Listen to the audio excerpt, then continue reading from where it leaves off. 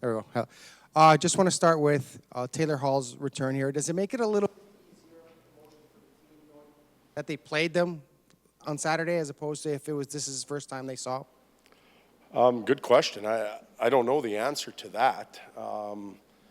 Having been in pardon me, in New Jersey and gone through that process, and speaking from Larson's perspective of going into New Jersey, that was his home and he had established roots there. I think that's a tough thing for him to do. Now flipping it for Taylor to come back here, and he obviously had roots here for many years. I'm sure it's not easy, but the fans here, the organization, the coaches, and even his teammates obviously appreciated all the things he did for us during his time here, and we recognize that, and we welcome him back. But when it's time to play, it's time to play, and that'll probably be a common theme. I know it was in New Jersey. It'll probably be a common theme today from all the questions that you guys will ask, not only Taylor, but everybody on our side. Todd, he had a responsibility last year, sort of taking Connor under his wing. I mean, he takes him into his house, with him off the whole time. That was a big responsibility. Maybe just talk about the influence that he had on Connor during his rookie year. Connor talked about how he was hurt so much and spent so much time around the house, and Taylor was obviously there for a lot of it. Well, and in fairness to Luke Gazdic, he lived in the same house and he plays on that team. So we've got to talk about Luke as well. They lived together and they looked out for a young individual that didn't have an easy task coming to Edmonton. Obviously, he lives in a fishbowl. His life away from the rink, I'm talking about Connor now, isn't an easy thing. He's very recognizable. He can't just go out and go to a movie or have dinner in a lot of comfort.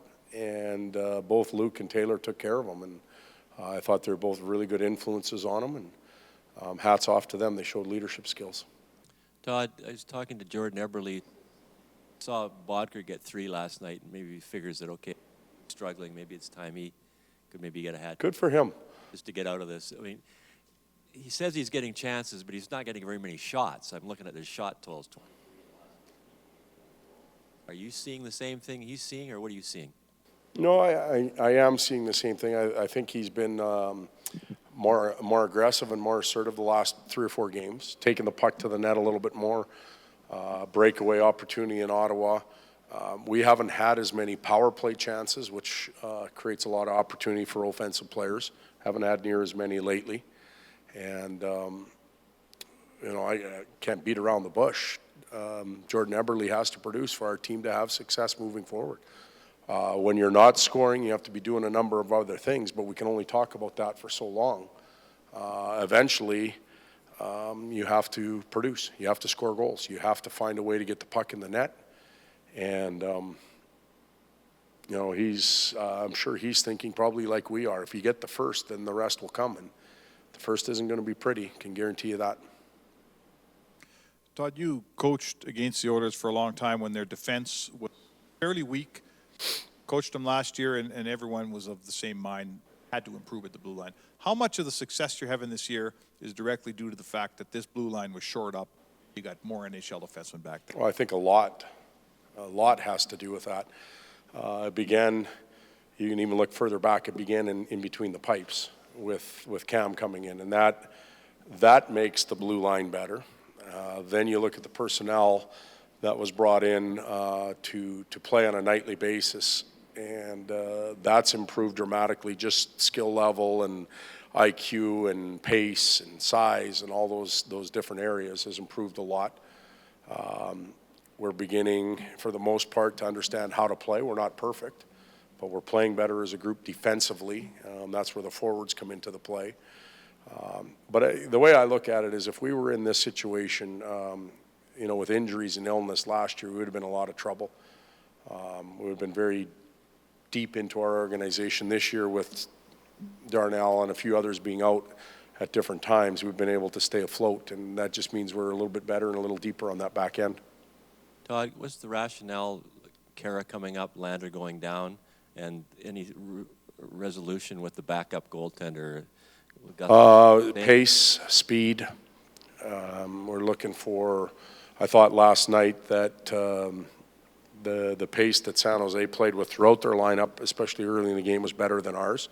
Perhaps went our way a little bit later in the game. But pace for that, the third and fourth lines we're looking for, and hopefully JJ can give that to us. The goaltender situation will sort itself out over the next day or two and be ready to play some games. Will you be playing Slepyshev tomorrow? Good chance, yep. And Davidson? Good chance, yep. Okay. Todd, just going back to Jordan, you've talked about before you like your guys to play on the inside. Is that a part of maybe why he's not scoring? Well, the smaller players, and Jordan is a smaller player, they have to get to the spots that they need to get to. It makes no sense sometimes for a smaller player to get inside and just take a beating for nothing. If the puck's not going there, common sense is why. But you've got to have some anticipation skills. And I'm not just talking about Jordan. I'm talking about smaller players in general. You have to know that you got to be in a certain area to score goals. The percentages, you even go a foot outside that ring and the percentage drops. You go another foot out, the percentage drops. It's arriving on time and reading the angle of the rebound and where it might be going. I often ask our guys, where are you when the whistle goes? And that's a pretty good indication of your commitment to the net and that type of stuff. You're going to score on deflections and screens, so you're going to get the puck on a shot. Like Pavelski and Burns have that going. Pavelski goes to get the puck.